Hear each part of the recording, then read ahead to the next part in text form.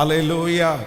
வேதம் சொல்லுகிறது, இஸ்ரவேல் ஜனங்கள் அறியாது இருக்கிற ஒரு மன்னாவை ஆண்டவர் அவர்களுக்கு உணவாய் கர்த்தர் தந்தார்.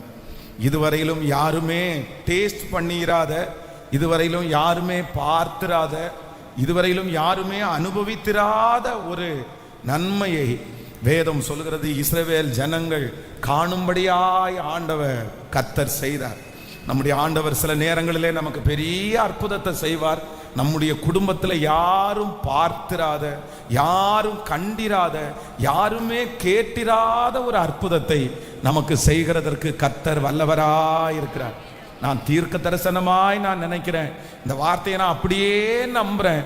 இந்த 37வது நாள் கர்த்தருடைய வார்த்தை நமக்கு நேராய் வருகிறது. இதுவரையிலும் உங்க வம்சத்திலே யாருமே கண்டிராத ஒரு அற்புதத்தை, இதுவரையிலையும் உங்க குடும்பத்தில் யாருமே கண்டிராத ஒரு அற்புதத்தை நிச்சயமாய் ஆண்டவரால் நமக்கு செய்ய முடியும். ஹல்லேலூயா. இஸ்ரவேல் ஜனங்கள் எகிப்தை விட்டு புறப்படும் போது கிட்டத்தட்ட 60 நாளுக்கான சாப்பாடை, 60 டேஸுக்கான ஃபுட்டை அவங்க எடுத்துட்டு போறாங்க. ப்ரிப்பரேஷன் பண்ணி குறைஞ்சது ஒரு 60 நாளுக்குள்ள அவர்களுக்கு அந்த ஆகாரம் இருக்கிறது. அது ஒரு பெரிய விஷயம்தான். அவங்க அந்த மாதிரி ப்ரிப்பரேஷன் பண்ணிட்டு போனது ஒரு பெரிய விஷயம்தான். ஏன்னா அவங்க போகக்கூடிய தூரம் ஒரு பெரிய பிரயாணம். ஆனால் அதற்கு பிறகு அவர்கள் கொண்டு போனது எல்லாமே செலவழிஞ்சிருச்சு. ஆனால் ஆண்டவர் அவர்களுக்கு பரிச்சயப்பட்ட, வேதம் சொல்லுகிறது, ஃபர்ஸ்ட் டைம் அவர்கள் அந்த மன்னாவை சாப்பிடும் போது அத்தனை பேர் அப்படியே பிரமிச்சாங்களாமா. ஏன்னா தூதர்கள் உண்ணுகிற உணவால், நம்ம பாடும்போது கூட பாடுவோம், தூதர்கள் உண்ணும் உணவால் இந்த ஜனங்களை போஷித்தீரே.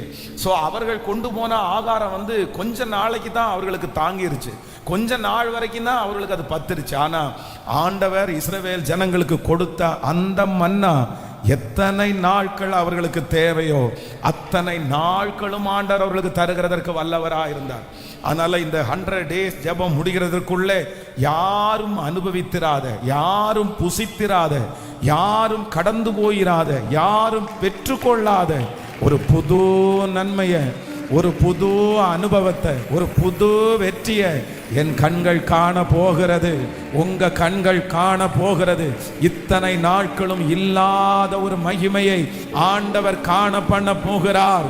இத்தனை நாட்களும் ஆண்டவர் உங்களுக்கு கொடுத்திராத ஒரு நன்மையை, உங்க குடும்பத்திலேயே யாருமே கண்டிராத ஒரு நன்மையை கிருபையாய் கர்த்தர் நடத்த போகிறார். ஆமென். நாம் ஆராதிக்கிற தேவன் தோற்று போகிறவர் அல்ல. மதுரையில் ஒரு மிகப்பெரிய ஒரு ரவுடியான ஒரு மனிதர். ஆனால் அவருடைய தாய் தகப்பன் 2 பேரும் ஆண்டவருக்கு ரொம்ப பக்தியாய் வாழ்றவங்க. அவங்க அம்மா அடிக்கடி சொல்லுவாங்களாம்மா அவரை பார்த்து, நீ ஒரு நாள் கண்டிப்பா நீ மாறுவ, ஒரு நாள் பைபிளை நீ தூக்குவ, ஒரு நாள் பெரிய ஊழியத்தை நீ செய்வ அப்படின்னு அந்த பையனை பார்த்து சொல்லும் போது, அந்த பையன் நான் பைபிள் தூக்குறதா, நான் மெசேஜ் கொடுக்குறதா, அதெல்லாம் நடக்காது, நீங்க கனவுல கூட நினைக்காதீங்க, உங்க ஆண்டவர் ஜெயிக்கிறாரா நான் ஜெயிக்கிறேன்னா பார்த்துக்கலாம் அப்படின்னு அடிக்கடி சவால் விடுவாராம்மா. அப்போ ஒரு நாள் அவர் ரொம்ப அசிங்கமா இந்த தலைமுடியெல்லாம் ரொம்ப வளர்த்துட்டு இருக்கிறத ஒருத்தர் பார்த்தாராம்மா. பார்த்து கேட்டாராம்மா, இந்த மாதிரி நீ இன்னாருடைய மகனா அப்படின்னு கேட்டிருக்காரு. ஆமா, நான் இன்னாருடைய மகன் தான். என்னப்பா, உங்க அப்பா எவ்வளோ பெரிய தேவ மனுஷன், உங்க அப்பா எவ்வளோ ஆண்டவருக்கு பயப்படுகிறவர், அவருடைய பிள்ளையா இருந்துட்டு நீ என்ன இப்படி இருக்கிற, நீ ரொம்ப மோசமா இருக்கிறியே, இந்த மாதிரி இருக்காதப்பா அப்படின்னு சொன்ன உடனே இவர் சொன்னாராம்மா, நான் அவருடைய பிள்ளை அப்படின்றதுக்காக நான் நீ முடியெல்லாம் வளர்த்தாம இருக்க முடியுமா அப்படின்னு வாக்குவாதம் பண்ணும்போது அவர் சொன்னாரம்மா, அந்த ஊழியக்காரர் சொன்னாரம்மா, இல்ல பாரு, நீ கண்டிப்பா ஒரு நாள் மாறுவ, நீ திருந்தி நீயே நிறைய பேருடைய முடி வெட்டுறதுக்கு நீ சொல்லுவ அப்படின்னு சொன்ன உடனே திரும்ப அவரிடத்துல சவால் விட்டாரம்மா, பார்க்கலாமா உங்க ஆண்டவரா நானா பார்க்கலாமா அப்படின்னு சவால் விட்டுட்டு போன மனுஷன் ஒரு 70 டேஸ், ஒரு 70 நாளைக்குள்ள ஒரு பெரிய பிரச்சனைக்குள்ள கடந்து போய் அவருடைய முடியெல்லாம் வெட்ட வேண்டிய ஒரு சூழ்நிலைக்குள்ள தள்ளப்பட்டு ஆளு ரொம்ப ட்ரிம் ஆகி அதுக்கப்புறம் போய் ஞான ஸ்நானம் எடுத்து இன்றைக்கு கர்த்தருடைய ஊழியக்காரனாக ஆண்டவர் இருக்கிறார். அதனால நான் நம்புறேன், நம்முடைய ஆண்டவர் ஒரு நாளும் அவர் தோற்று போனவரே அல்ல, அவர் தோற்று போனவரே அல்ல. நம்முடைய நிச்சயமாகவே முடிவு உண்டு.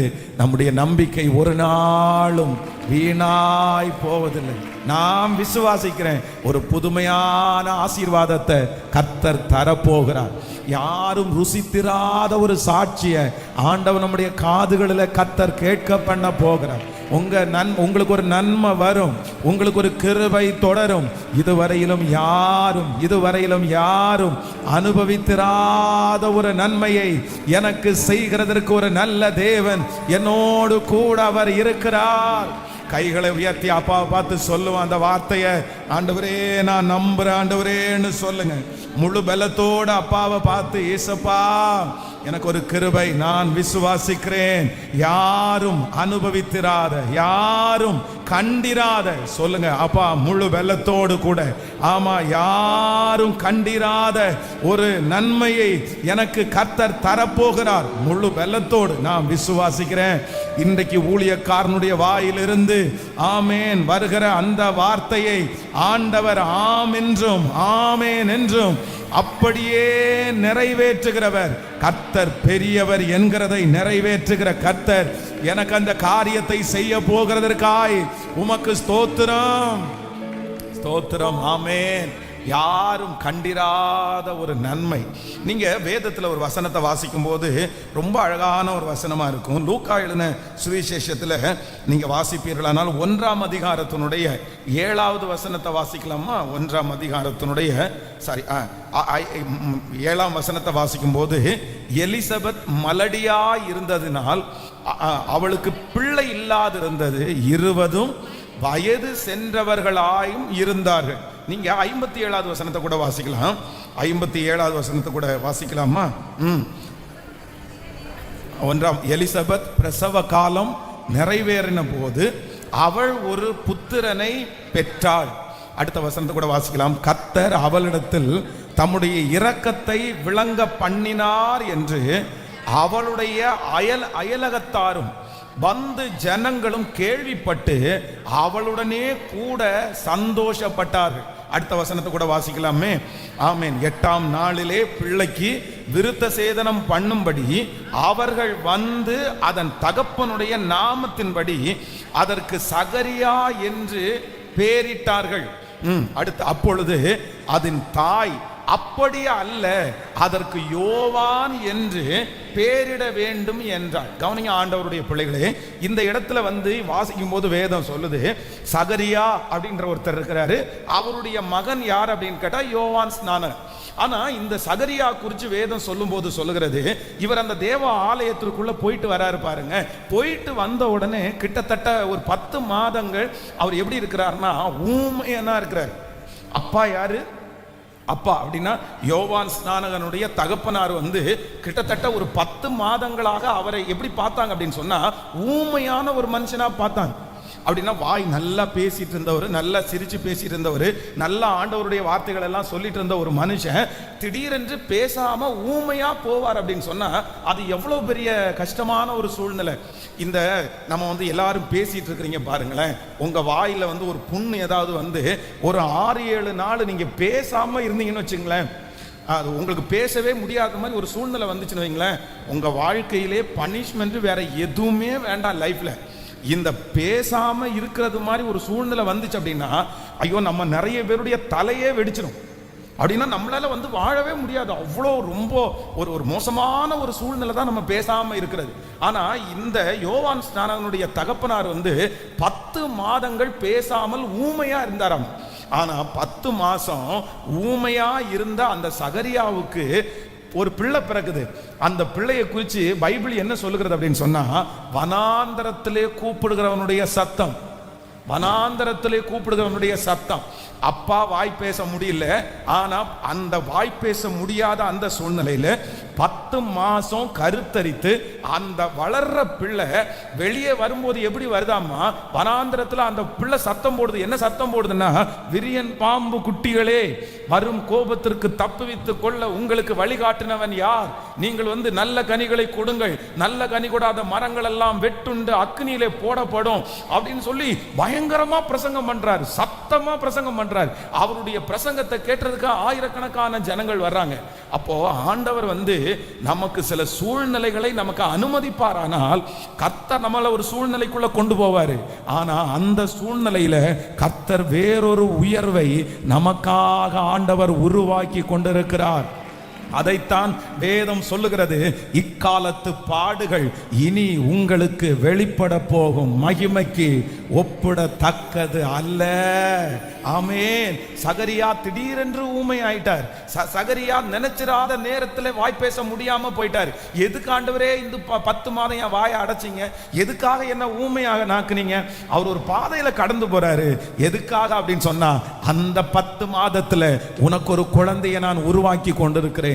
அந்த குழந்தை இந்த உலகத்திற்கே சத்தமாய் மாற போகிறது. நான் இதை வசனத்தின்படி தீர்க்க தரிசனமாய் அறிக்கை செய்கிறேன். நிறைய பேரை கர்த்தர் இந்த 100 நாட்களிலே உருவாக்கி கொண்டிருக்கிறார். ஒரு சில வருடங்களாய் ஆண்டவர் உருவாக்கி கொண்டிருக்கிறார். எதற்காக இந்த பாதைன்னு உங்களுக்கு தெரியல, எதற்காக இந்த சூழ்நிலைன்னு உங்களுக்கு தெரியல. இந்த சூழ்நிலையில நீங்க ரொம்ப வெக்ஸ் ஆகி ரொம்ப வருத்தப்பட்டு எனக்கு எதுக்கு இப்படிப்பட்ட ஒரு நிலைமை. ஆனால் ஆண்டவர் வாக்கு கொடுக்கிறார், இந்த சூழ்நிலை முடிந்ததற்கு பிறகு ஒரு மகிமை வெளிப்படும், ஒரு வல்லமை வெளிப்படும், ஒரு அற்புதம் வெளிப்படும். அந்த அற்புதம் நீங்கள் எந்த காரியத்தில் நீங்கள் பலவீனமாக இருந்தீர்களோ, எந்த காரியம் உங்களுடைய மனதை உடைச்சிருச்சோ, அந்த காரியத்திலே 100 மடங்கு ஒரு வெற்றியை நல்லா நம்புறவங்க கரங்களை தட்டி முழு பலத்தோடு ஆமென் சொல்லுங்க. இந்த வார்த்தையை நான் அப்படியே நம்புறேன் ஆண்டவரேன்னு சொல்லுங்க.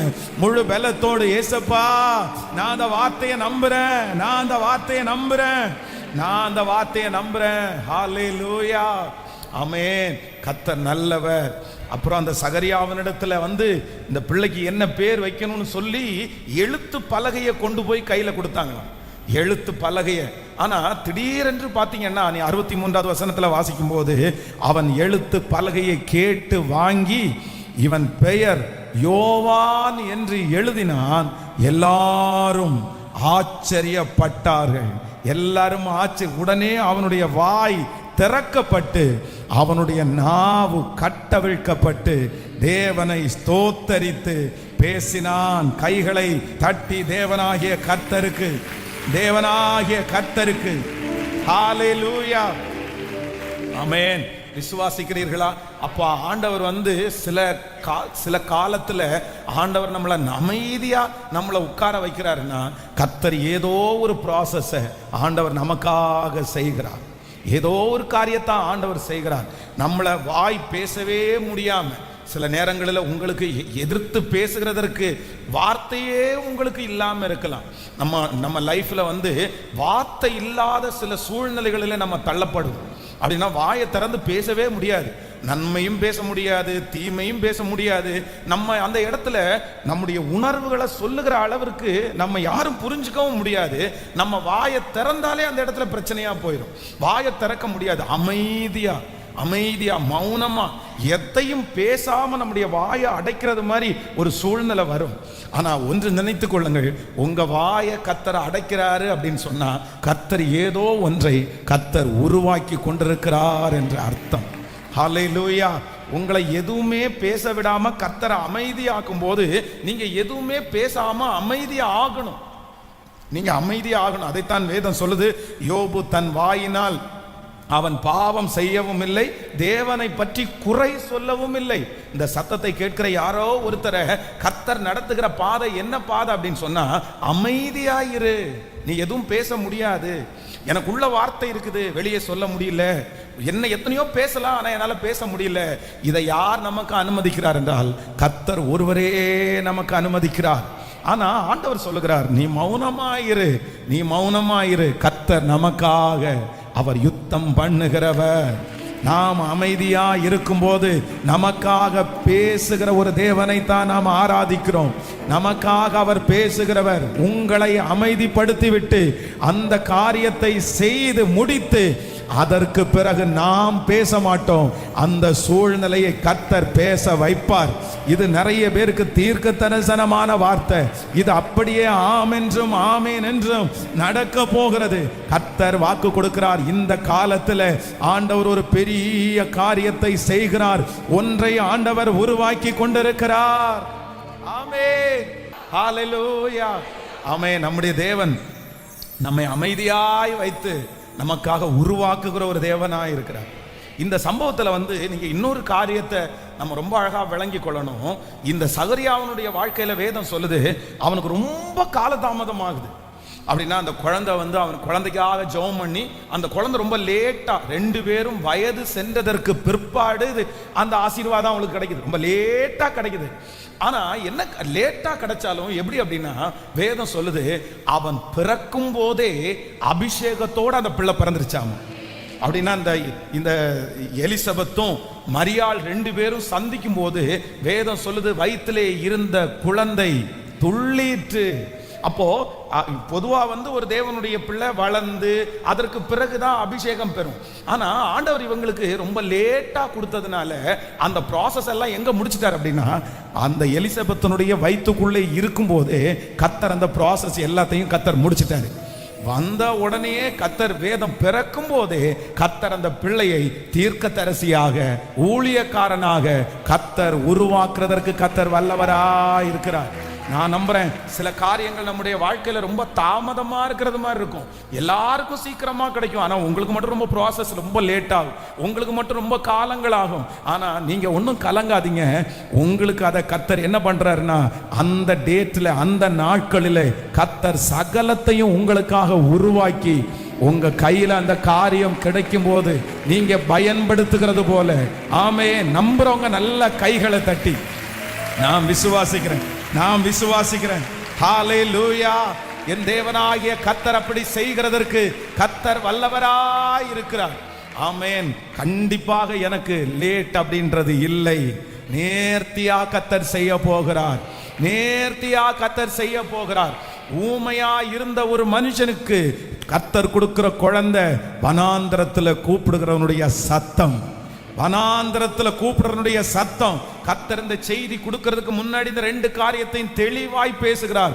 ஊமையான ஒரு மனுஷனுக்கு கர்த்தர் கொடுக்கிற பிள்ளை வனாந்தரத்தில் கொடுக்கிறவனுடைய சத்தம். ஹல்லேலூயா. அப்படியே ஆப்போசிட்டா, அப்படியே எதிர்மறையாய் நான் நம்புகிறேன், இப்பொழுது நீங்கள் பார்க்கிற இந்த சூழ்நிலைக்கும் ஆண்டவர் உங்களை வைக்க போகிறதற்கும் ஏணி வச்சா கூட எட்ட முடியாத அளவிற்கு கர்த்தர் ஒரு சூழ்நிலை மாற்றத்தை நிச்சயமாய் ஆண்டவர் கட்டளையிட போகிறார். இதை நம்புகிறவர்களுக்கு அப்படியே நடக்கும். இதற்கு எதிர்மறையாய் நடக்க போகிறது. ஸ்தோத்திரம், ஸ்தோத்திரம், ஸ்தோத்திரம். சொல்லுங்க. பலவீனனும் தன்னை பலவான் என்று சொல்லுவான். ஆமென். இன்றைக்கு உங்க கையில அந்த காரியம் இல்லை, ஆனா நாளைக்கு கர்த்தர் அதை யாரும் வைக்க முடியாத அளவிற்கு அதிகமாய், ஆமென், என்னை கர்த்தர் நடத்தி கொண்டு போகிற பாதைய எனக்காக அப்படியே ஆப்போசிட்டா மாற்றுறதற்கு கர்த்தர் வல்லவரா இருக்கிறார். உலகத்துல இருந்த மனிதன் சொன்னா என்ன சொல்லுவான் அப்படின்னு சொன்னா, அவ்வளவுதான், அவங்க அப்பா ஊமையா அப்படின்னா அந்த பிள்ளையும் எப்படிதான் பிறக்க போகுது சொல்லுங்க. ஊமையா பிறக்க போகுது, பார்த்து கொஞ்சம் கவனமா இருங்க, ஜெனட்டிக்கா ஏதாவது ஒரு பெரிய பிரச்சனை ஆக போகுது அப்படின்னு எல்லாம் சொல்லுவாங்க. ஆனா ஆண்டவருடைய பிளஸிங் பாருங்க, அப்பாவுடைய வாயை கர்த்தர் அடைச்சிட்டு பிள்ளைக்கு எப்படி வைக்கிறாருன்னா அவ்வளவு வெங்கல சத்தத்தை ஆண்டவர் வைக்கிறார். ஆமென். சில காரியத்தை ஆண்டவர் நமக்கு இப்படிதான் கர்த்தர் அனுமதிப்பார். நீங்க கடந்து போகிற பாதைக்கும் கர்த்தர் உங்களை வைக்க போற பாதைக்கும் சம்பந்தமே இருக்காது. விசுவாசிக்கிறீங்களா? நீங்க இன்னைக்கு ரொம்ப பயந்தாங்குழிகளா இருப்பீங்க. உங்களை மாதிரி பயப்படுறவங்க வேற யாருமே இருக்க மாட்டாங்க. ஐயோ, பயந்தாங்குழியினுடைய லிஸ்ட்ல, பயந்தவர்களுடைய லிஸ்ட்ல கடைசியா நீங்க தான் இருப்பீங்க. அப்படின்னா ரொம்ப ரொம்ப ரொம்ப ரொம்ப பயப்படுறது நீங்க தான் இருப்பீங்க. ஆனா ஆண்டவர் உங்களை கையில எடுக்க ஆரம்பிச்சுட்டாருன்னு வச்சுக்கோங்களேன், உங்க குடும்பத்திலேயே உங்களை கர்த்தர் தைரியசாலியாய், ஆப்போசிட்டா, எதிர்மறையாய் இது நடக்க போகிறது. அறிவில்லாதவர்களை ஞானி என்று இல்லாதவர்களை ஞானியாய் மாற்றுகிற கர்த்தர், ஒன்றும் இல்லாதவைகளை கர்த்தர் உருவாக்குகிற தெய்வம். இன்னைக்கு நீங்க கடந்து போகிற பாதையை காட்டிலும் ஒரு எதிர்மறையான பாதையை கர்த்தர் கிருபையாய் நமக்கு வைத்திருக்கிறார். ஹல்லேலூயா. இப்ப அந்த வார்த்தையை நம்ம பாட போறோம். இந்த 2 வார்த்தையும் விசுவாசிச்சிட்டீங்களா? நம்பர் 1, முதலாவதாக ஆண்டவர் என்னுடைய வாயை கர்த்தர் அமைதியாக்கி என்ன அமைதியா இருக்க வச்சு எனக்கானதை உருவாக்குகிறார். அப்படின்னா நான் கடந்து போகிற பாதைக்கும் கர்த்தர் எனக்கு கொடுக்க போகிற பாதைக்கும் என்ன இல்லை? சொல்லுங்களேன் எல்லாருமே. சம்பந்தமே இல்லாத ஒரு அனுபவத்தை கர்த்தர் நமக்கு தர போறாரு. விசுவாசிக்கிறீங்களா இல்லையா? இன்றைக்கு உங்க கையில ஒன்றும் இல்லை, ஆனா ஒரு நாள் கர்த்தர் உங்க கைகளை அநேகருக்கு கொடுக்கிற கைகளாய் கர்த்தர் மாற்ற போறாரு. இது நடக்கும், இது அப்படியே நடக்க போகிறது. இது கர்த்தருடைய கரத்தினால் அது நிச்சயமாய் அது உண்டாக போகிறது. ஹல்லேலூயா. சகரியா நினைச்சிருக்கலாம், ஆண்டவரே இந்த வயசுல போய் ஒரு குழந்தையை கொடுக்குறீங்களே, நான் எப்படி ஆண்டவரே வளர்த்துறது, எப்படி ஆண்டவரே ஊழியக்காரனா மாத்துறது? அப்போ ஆண்டவர் சகரியா பார்த்து சொல்ற, நீ ஒன்றும் பண்ண வேண்டிய அவசியம் இல்லை. அவன் பிறக்கும் போதே எப்படிதான் பிறப்பான் அப்படின்னா, கர்த்தருக்கு வழியை ஆயத்தம் பண்ண வயிற்றுக்குள்ளே இருக்கும் போதே நான் அபிஷேகிச்சு அந்த பிள்ளைய வெளியே கொண்டு வருவேன்னு கர்த்தர் வாக்கு கொடுக்கிறார். அதனால உங்களுக்கு புரிஞ்சிருக்கும்னு நினைக்கிறேன். சில காரியங்கள் நம்முடைய வாழ்க்கையில ஆண்டவர் ரொம்ப காலதாமதமாகி கர்த்தர் தருகிறது போல நீங்க நினைக்க வேண்டாம். ஆண்டவர் ஒரு காரியத்தை டிலே பண்றாருன்னா, ஆண்டவர் ஒரு காரியத்தை தாமதிக்கிறாருன்னா, நீங்க அதுல எந்த விதத்திலும் குழம்பாதீங்க. கர்த்தரா தாமதிக்கிறார்னா கண்டிப்பா சொல்றேன், அந்த தாமதிக்கிறதுன்னு நமக்கு தெரியும். ஆனா அந்த நேரத்திலே கர்த்தர் என்ன பண்ணுவார்னா, எல்லா ப்ராசஸையும் கர்த்தர் ரொம்ப லெகுவா முடிச்சிருவார். கர்த்தர் யார்கிட்ட பேசணும், என்ன பேசணும், சில காரியத்தெல்லாம் ஆண்டவரே டைம் எடுத்துக்குவாரு. ஏன் அப்படின்னா, நீங்க போய் நிற்கும் போது எந்த ரிஸ்க்குமே இல்லாம அந்த காரியம் அப்படியே நடக்க போகுது. இது தீர்க்க தரிசனமான வார்த்தை, நிச்சயமாய் நடக்கும். அதான் உங்களுக்கு முன்பாக ஒரு தூதனை அனுப்பி நான் சகல காரியத்தையும் ரெடி பண்ணுவேன்னு கர்த்தர் சொன்னார்ல, ரெடி பண்ணுவேன்னு ஆண்டவர் சொன்னார்ல. இது நிச்சயமாய் ஆண்டவரே நான் நம்புறேன். ஆண்டவரே சொல்லுங்க, நீங்க விசுவாசித்தால் தேவனுடைய மகிமையை காண்பாய். இது கர்த்தருடைய வார்த்தை அல்லவா, கர்த்தருடைய வார்த்தை அல்லவா? அந்த சகரியா என்கிற அந்த மனுஷனுக்கு நீங்க செய்ய முடியுமானால் எனக்கும் நீர் செய்ய முடியும், எனக்கும் நீர் செய்ய முடியும். கர்த்தாவே எங்களுக்கும் நீர் செய்ய முடியும், எங்களுக்கும் செய்ய முடியும். ஹல்லேலூயா.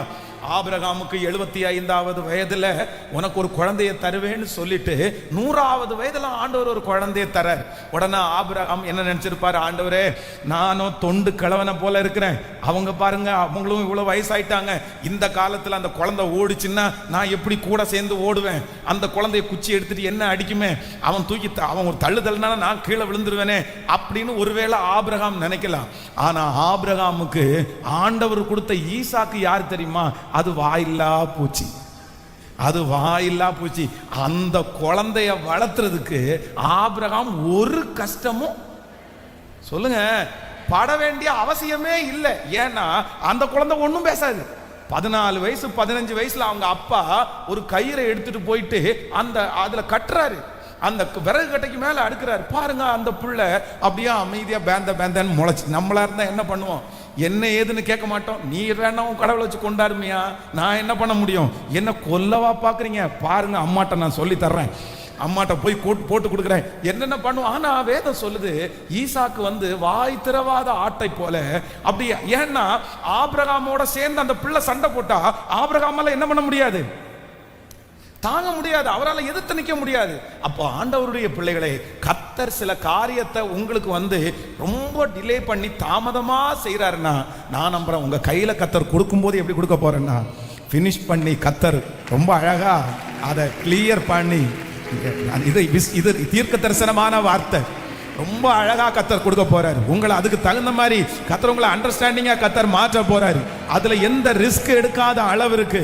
ஆமே, நீங்க எவ்வளவு வேணும் கவலைப்பட வேண்டாம். ஆண்டவரே இதுக்கு மேல நீங்க தந்து நான் எப்படி அதை உருவாக்கி நான் எப்படி கொண்டு வந்து எனக்கு ஒண்ணுமே புரியல ஆண்டவரே அப்படின்னு நீங்க சொல்லலாம். ஆனா ஆண்டவர் நேர்த்தியாய் என் கையிலே எனக்கு அவர் தாமதம் அல்ல, எனக்கு அவர் தாமதம் பண்ணுகிறது போல தெரிந்தாலும் எனக்கானதை கிருபையாய் அவர் உருவாக்கி கொண்டிருக்கிறார்.